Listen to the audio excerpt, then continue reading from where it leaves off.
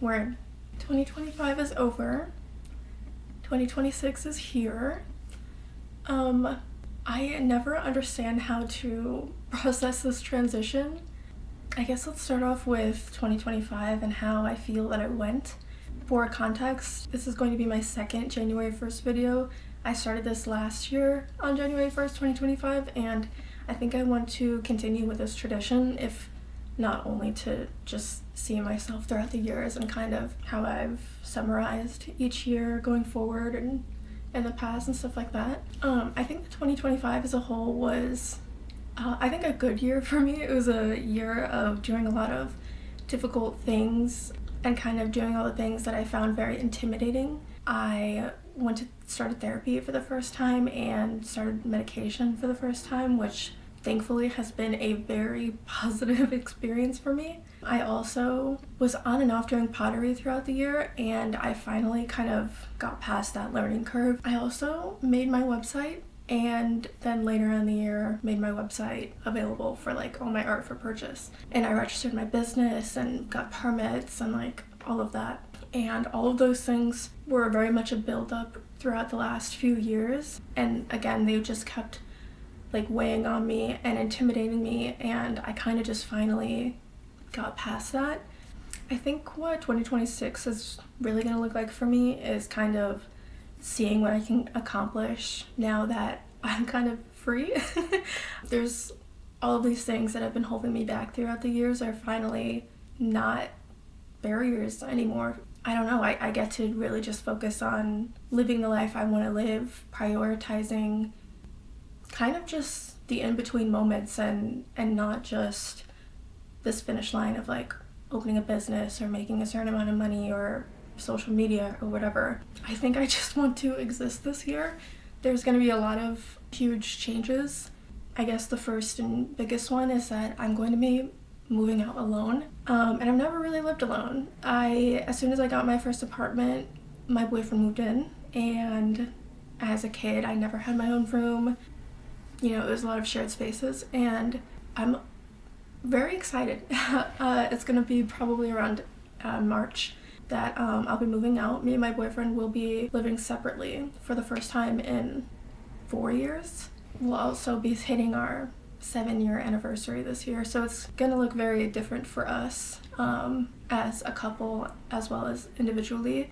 I'll be turning 25, and he'll be turning 27. Holy shit, he's old.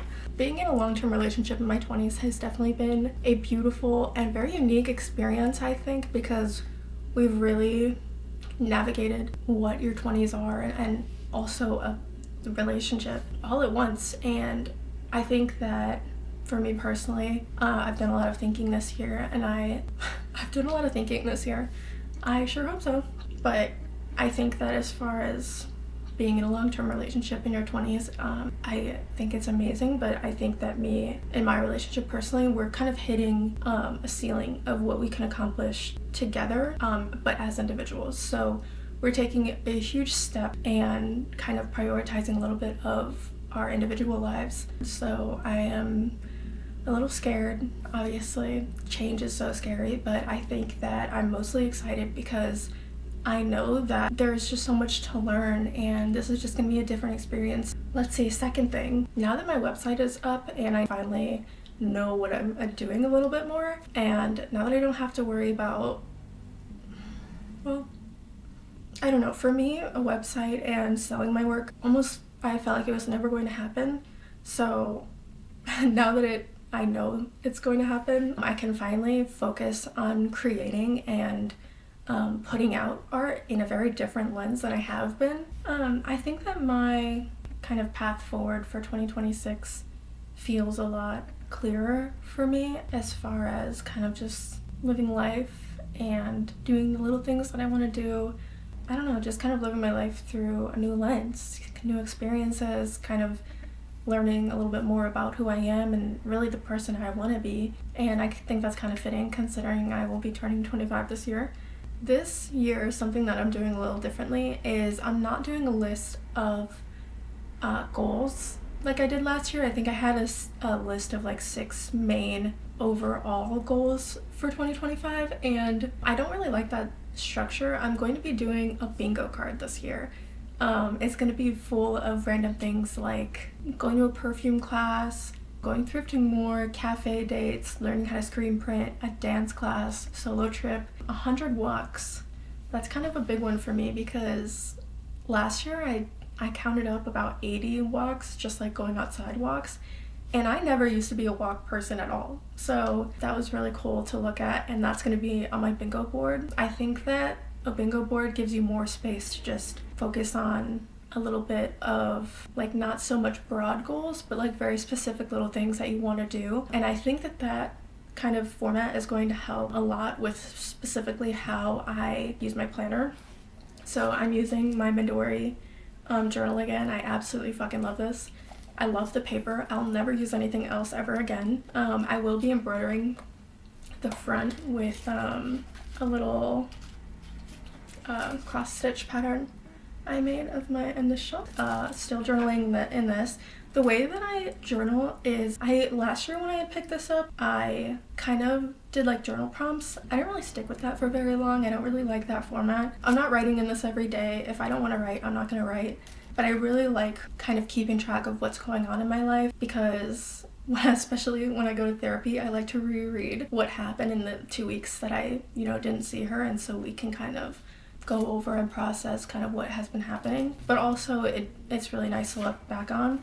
This year what I want to do is I want to junk journal a little bit more in here. So I have stuff from New Year's, like the restaurant menu I went to, and obviously I'll keep this because I sketched that for my 2026 journal. I actually wore this shirt on New Year's Eve and I really love it, and here's the tag from it. So yeah, I'm gonna be starting to keep a little bit more of like junk journal-y things in here, maybe sketching a little bit in there. I don't sketch enough to keep like a whole journal for it, but I want to keep doing maybe some grid sketches because obviously if you know me, I'm a painter, and all of my paintings are pretty much pixel or cross stitch inspired. So I want to be taking advantage of that grid and filling the journal up a little bit more than I did last year. Now I have this random journal that I got from like down the street, random store. I don't like it. Anyone have any planner recommendations? Please let me know. I thought about getting the Hobonichi one, I think, but I just didn't get it in time. It's sold out everywhere. But for me, what's most important in a planner is a monthly spread out. It's a monthly planner specifically, but I need the month spread as well as a weekly spread and maybe like a notes section. This is what it looks like. You see that?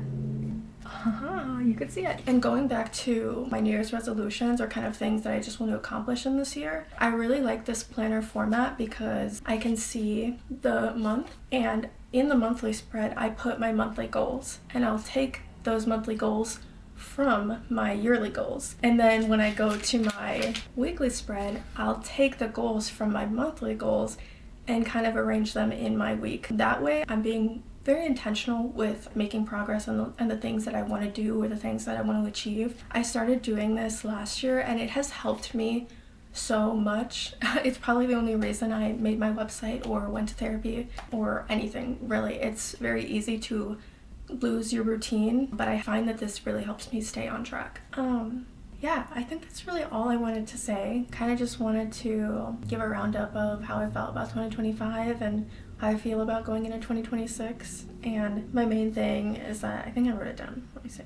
Yes, my main kind of overarching feeling of this year is I am here and I am trying, and that's it. I just want to live, I want to create, I want to learn, and that's really it. And I think that just kind of being and existing is, how do you even say that? Like, I just want to exist, I just want to be. Yeah. I'm just gonna be here.